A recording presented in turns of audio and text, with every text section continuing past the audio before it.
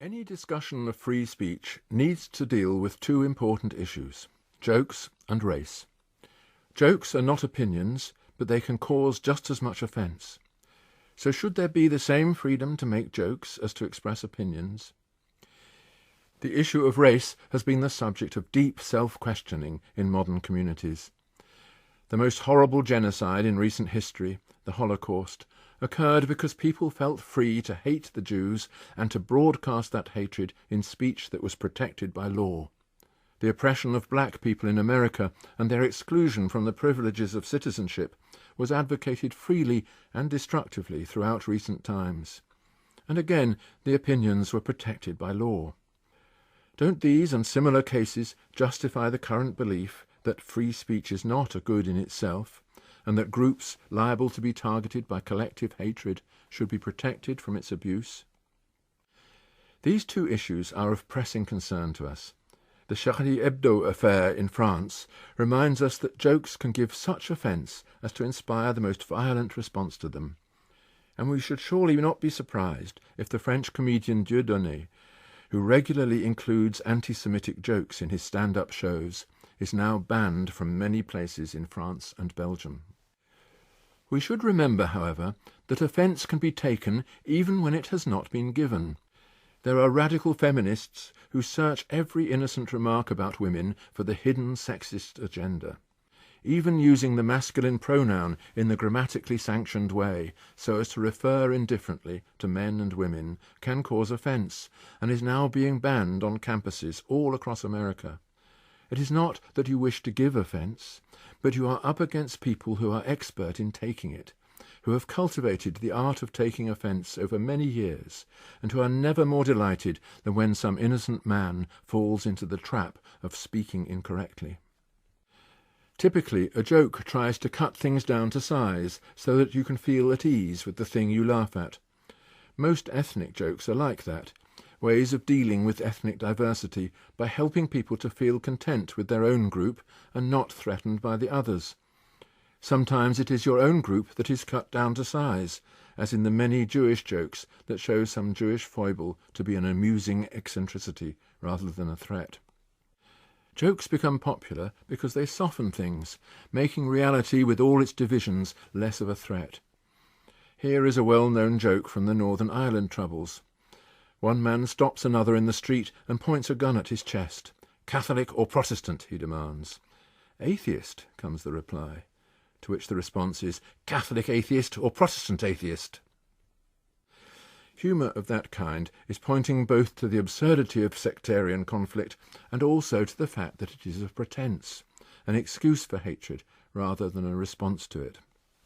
It is reminding us that the art of taking offence is used by small-minded people to gain an unwarranted advantage over the rest of us. Of course, there are jokes in bad taste, jokes that express unpleasant or malicious attitudes. We teach our children not to tell jokes of that kind and not to laugh when others tell them. Humour is informed by moral judgment. We hope to turn it towards acceptance and forgiveness and away from malice and contempt. But how should we deal with the joke that gives offence? You cannot legislate against offence.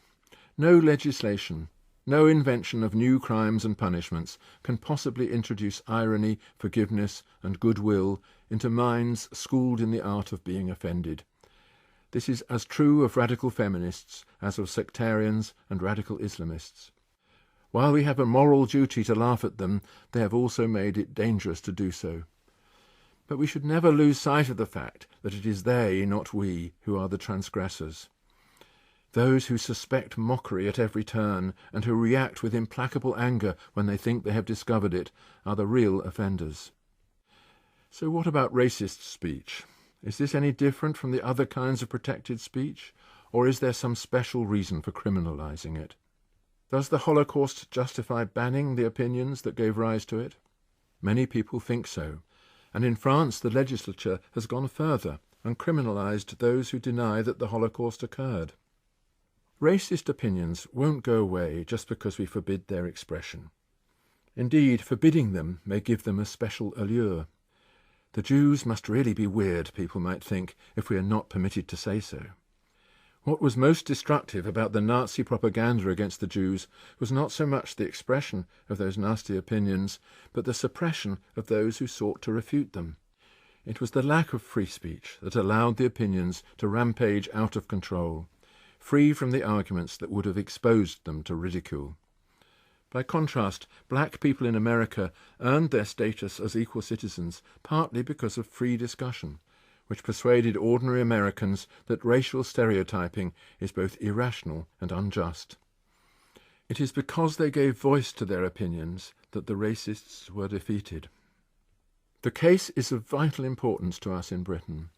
The policing of the public sphere with a view to suppressing racist opinions has caused a kind of public psychosis, a sense of having to tiptoe through a minefield and to avoid all the areas where the bomb of outrage might go off in your face. And this bomb has been planted and primed by people, many of whom see the accusation of racism as a useful way to undermine our belief in our country and its way of life. Hence police forces, public officials, city councillors and teachers have hesitated to think what they know to be true or to act against what they know to be wrong. We have seen this in the cases of sexual abuse in Rotherham and elsewhere, when reluctance to single out an immigrant community for blame has been one reason for failing to act.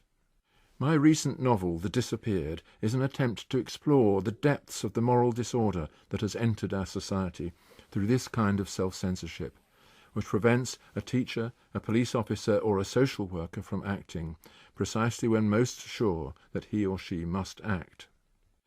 Self-censorship is even more harmful than censorship by the state, for it shuts down the conversation completely. Because of mass migration, our society has undergone vast and potentially traumatic changes, but without the benefit of public discussion, and as though we had no choice over our future. The depths of confusion and resentment are beginning to be perceivable, not only here, but all across Europe, and it is discussion alone that would have prevented them. Those who have tried to initiate that discussion have been subjected to witch hunts and character assassination of a kind that few people can easily endure. The result has been a loss of reasoned argument in places where nothing is needed so much as reasoned argument. One last word about the art of taking offence. Nowhere has this art been more assiduously cultivated than on American campuses, where an entirely new culture of trepidation has set out to capture the adolescent psyche. When discussing any of the matters in which the secular dogmas have staked a claim, race, sex, orientation, sexual politics, the professor may now be required to issue trigger warnings, lest he stray into areas that might trigger the memory of some traumatic event in the life of the student. Visiting speakers with heretical views about feminism or homosexuality are also preceded by trigger warnings.